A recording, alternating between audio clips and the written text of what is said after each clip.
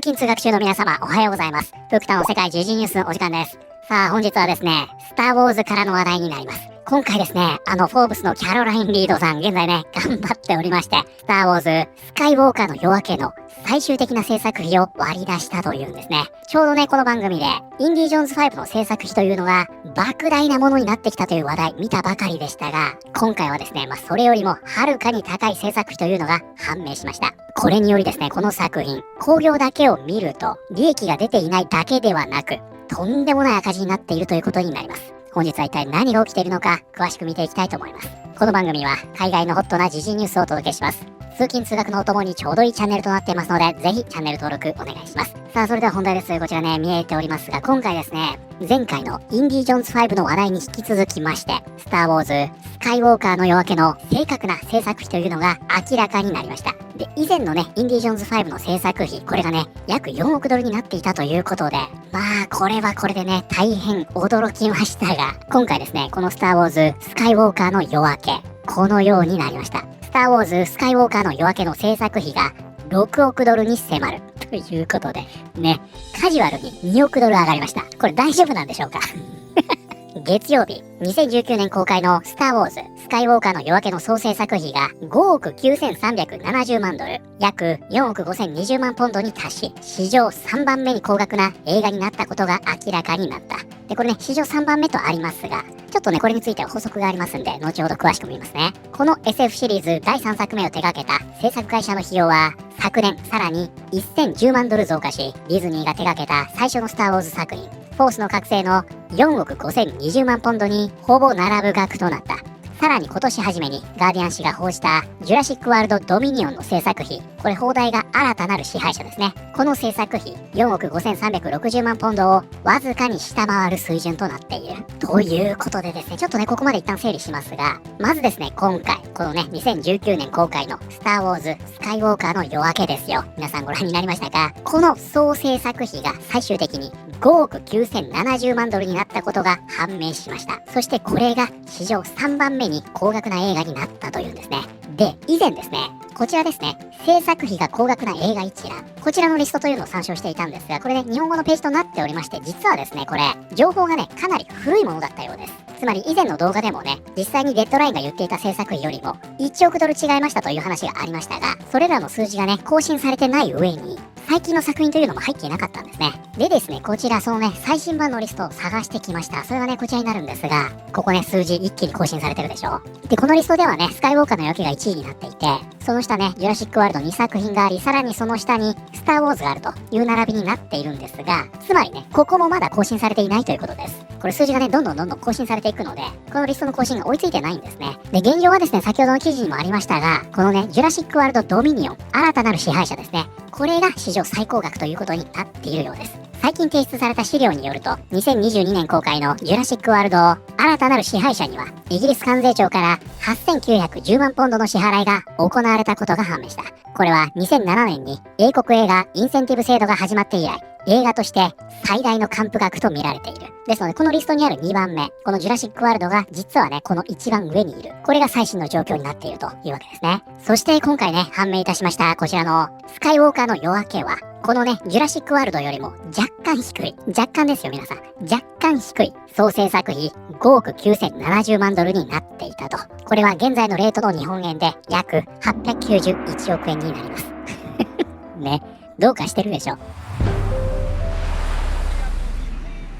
で、これね、元の数字がすごいんで、還付金も凄まじいんですよね。それがね、ここにあるんですが、ディズニーはスカイウォーカーの夜明けに対して、1億380万ドルの還付金を受け取り、その結果、映画への実際の支出は4億8990万ドルに減少した。じゃあ実際ね、このディズニーはスカイウォーカーの夜明けに4億8990万ドル費やしたということなんですが、それに対していくら稼いでるのか、ドメスティック国内が5億1500万ドル、そしてインターナショナル海外が5億6100万ドル、そしてそのトータルですね、ワールドワイドが10億7700万ドルと。ね、皆さん、通常ね、10億ドルというと、とんでもない大ヒットなんですが、もう皆さんだったらね、このヤバさがわかるでしょう。こうなるんですね。ディズニーはスカイウォーカーの夜明けから5億3850万ドルを得て、興行ベースで約4860万ドルの利益を上げたことになる。ということでね、一応ね、ここはボックスオフィスのプロフィットとあるので、あくまでもマーケティング費用を含まない額になっています。じゃあ規模感的にね、2億ドルほどのマーケティング費用をかけていたとすると、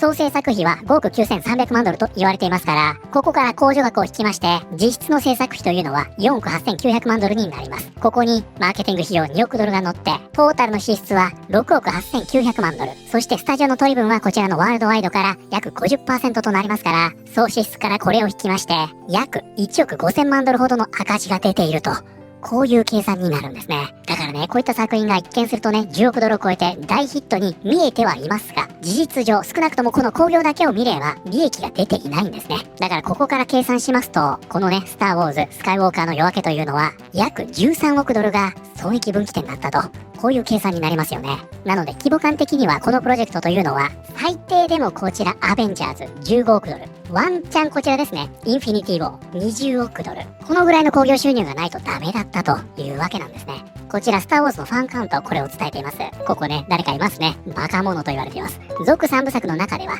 3番目に優れた作品であり、スター・ウォーズ作品全体では11番目の出来です。わあ、これはこれまで報じられていた額よりずっと多いな。まず第一歩として予算管理に問題があると認めることだ。ルーカスフィルムは本当にディズニーからの信頼を失っている。この間抜けを見るたびに本当に才能がないんだなと思う。今でもジョージ・ルーカスが自分の作り上げたものをなぜディズニーに渡してしまったのか理解ができない。つまりあの10億ドルの興行収入もディズニーを持ち上げていた連中が言っていたほどの大ヒットじゃなかったということだ。6億ドルもかけてよりによってパルパティーンが帰ってきた以上のストーリーを思いつかなかったのかよ。つまりディズニーは確実にマネーロンダリングをしているってことだ。そうじゃなきゃ説明がつかない。まあこのね、マネー論説もよく言われますが、少なくとも税金対策に見えちゃうのはありますよね。すごい額を使ったのに、そのお金の使いどころ全く作品の質に現れなかったな。かわいそうな JJ、 以来姿を消してしまった。はい、ということで本日はですね、今回その財務資料によりスター・ウォーズ・スカイウォーカーの夜明けの最終的な総制作費が判明。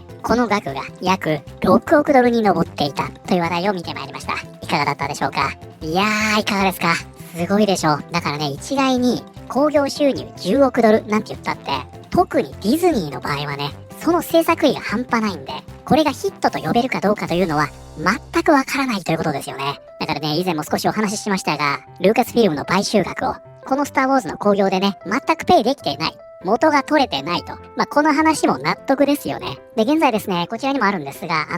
木の井さんいたでしょ？覚えてますか？この活動家としておなじみのね、この人が担当するレイを主人公にした映画。この行方も危ぶまれているんですね。これキャンセルになったんじゃないかなんて話もありまして、実際ね、この記事では、バラエティがね、この木の井さんを特集した記事の中に、スター・ウォーズの件全く触れられていなかったということで、これ大丈夫なのと言われてしまっているような状態なんですね。現在ね、脚本家が降板し、公開日も削除されたということで、この映画のプロジェクトがね、再開され、実際に制作されるのか、誰もわからないという状態なんですね。なんかね、プロジェクト自体はまだ生き残っているんじゃないかと言われているようですが、ね、このスター・ウォーズ、冒頭にも見ていただきましたが、あれだけ熱狂的なファンダムを抱えている IP ですので、もうほんとね、もうちょっとどうにかならなかったのか、もう少しうまくやれなかったのか、どうしてもね、これを考えてしまうのは、フクタだけでしょうか。皆さんはこれについてどのように思われましたか？ということで、本日の動画は以上になります。この動画良かったよと思っていただいた方、ぜひチャンネル登録、グッドボタンお願いします。それではまた、通勤通学中にお会いしましょう。